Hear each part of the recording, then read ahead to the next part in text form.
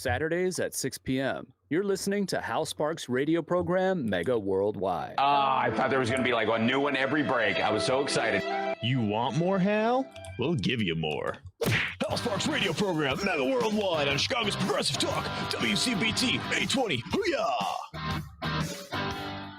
Welcome back. So, obviously, there's a ton of bad news in the world.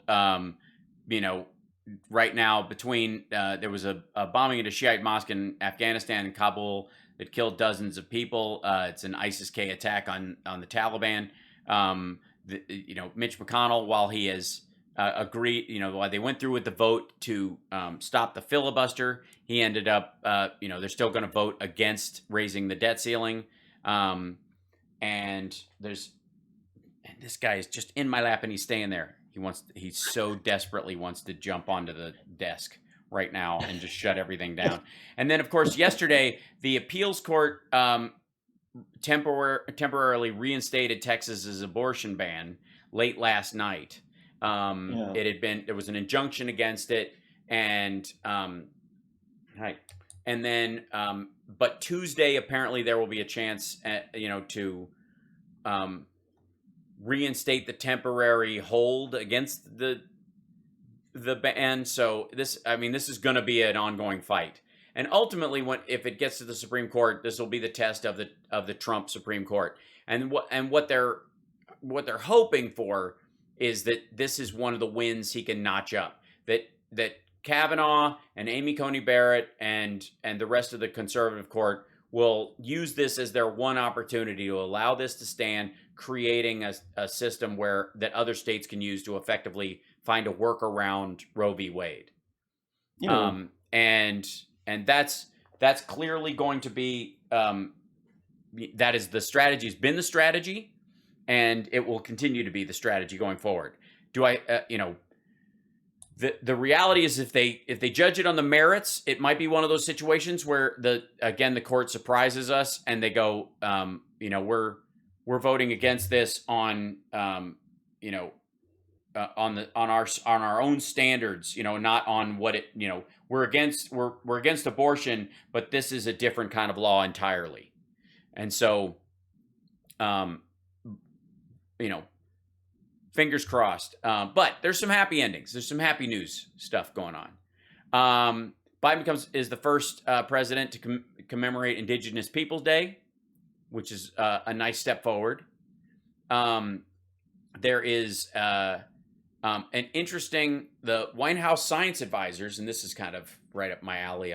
This is kind of a end of the show rant in some ways, but they have called for an AI Bill of Rights that governs facial recognition and other potentially harmful uses of artificial intelligence. That people should have rights against, the egregious overreach of AI. And that again, this goes into that file of like, could Trump's people have done this? Sure. Was there anything different this year versus last year or the year before that you couldn't do this? I always think that when somebody's, if there's a new piece of technology, something happens and they decide suddenly, all right, we got to knock this out. We got to push back on this. This is a new thing. It'd be, I understand why one particular administration wouldn't be able to have, wouldn't have a strategy to deal with it and the next one does. But in this case, this has been something we've been dealing with intellectually, psychologically, and ethically for quite some time. The potential for it and the awareness of the shortcomings of it. So the Biden administration is exploring a Bill of Rights to govern facial recognition and other potentially harmful uses of artificial intelligence. But the problems AI poses are much bigger than figuring out how to regulate a new technology.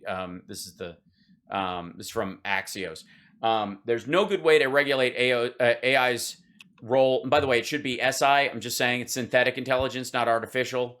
If it's real intelligence and it was made, it's synthesized. So therefore, it is synthetic intelligence. I will argue this till my robot carrier body that makes my brain live on in perpetuity is blue in the face, which it probably is actually going to be blue in the face to start with. Hold on, I've got.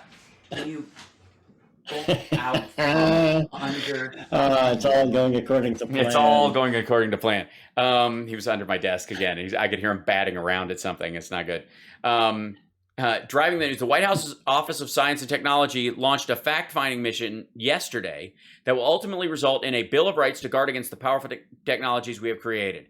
Office of Technology, the Office of Science and Technology Policy Director Eric Lander and his deputy Alondra Nelson wrote in an op-ed published in Wired. What they're saying is it's important to start a conversation about what's acceptable and unacceptable regarding AI and our personal data now before it's too late. Sanjay Gupta, global head of product and corporate development for MyTech Systems, a leader in digital identity verification, says companies will find agreeable ways to still innovate with and integrate these technologies. AI's biggest boosters could fall victim to kind of techno-solutionism, expecting technology to efficiently solve structural and societal problems. At the same time, though, focusing too narrowly on the applications of AI risks a reverse techno-solutionism, believing that the fastest way to fix social problems is by tweaking the technologies that affect them. Basically punching back against algorithms before they have a chance to work out all the kinks, because a lot of what we're seeing in technology, including what we've seen through in social media, Facebook and the like, is an evolution. The initial versions of it, eWorld and MySpace and things like, and Napster and those kind of things early on that have evolved into Facebook and YouTube and Twitter and the like, that will continue to evolve over time. And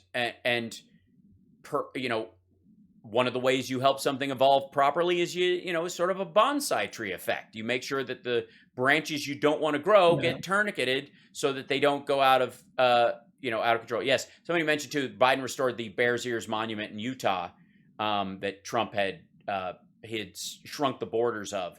Biden put them back to where they were originally, protecting them, which is fantastic as well. The original Bill of Rights is 230 years old, and we're still debating the meaning of nearly each word. It's 652 words. If an AI Bill of Rights is our ultimate goal, we're still at the stage of haggling over the Articles of Confederation. Yeah, it's a little different, though, because we have a better look at our mechanical reality than they did back then. If the Second Amendment was written now, it would be a lot more. It would have a lot more subcategories and a lot more. And it would include lasers. Yes, it would absolutely have laser beams and shock weapons and the Havana syndrome ray. Potato guns. Sure. The rock salt bug shooter that you can, as seen on TV. Doesn't it sound miserable to get shot with rock salt? I've been shot with rock salt. You have? Yeah. Why do you say it like, it's what everybody does? No, in Kentucky. Oh, well, I guess I should. It was, luckily I was very far away, but had a third neighbor was trying to keep people off his property, and we were following them to see where they were going, the other people, and he started chasing towards them, firing rock salt at them, and we were all running away, and I got flacked in the back a little bit. It stung. Didn't really do any hard damage, but the people that were closer to him got a bigger blast of it. It's not fun.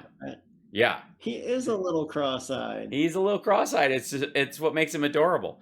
So, and I'm for this, by the way. North Korea has a robots bill of rights, so people don't mistreat robots and accidentally create Terminators. And I think that's a wise way to go, just as a kickstart, because we know we're going to get there. At some point over the next couple of shows, we're going to have to do like a major technological, record keeping, where we just kind of go through the checklist of what we've got already, which is crazy, and what's coming. From the Boston Dynamics dogs to, to full on, replicated AI of your entire purchase history of yourself, which is insane as well. This is the end of the show, though. Thanks, you guys, for hanging around. I just wanted to be, I just got basically swiped by a cat during the last half hour of the show. And it's just too adorable. Don't forget to like and subscribe. We'll see you next week. Thank you guys so much. Take care of yourself and take care of somebody else. This is the Hal Sparks Radio Program, Mega Worldwide on WCPT820.com. Put him close to the camera. Hey, Oh my goodness. What are you doing? What are you doing? What is he doing? What are you doing? He's looking at you. My. He's looking at you. Yeah. Look at his little cross eye. Oh, are his eyes gray? Yeah, they're greenish gray, and he's got a little beard, like a nose goatee. He's got a little. See that? What do you have on your chin? What were you eating? Good show, guys. See you next week. Thank you. Thanks so much. Appreciate it.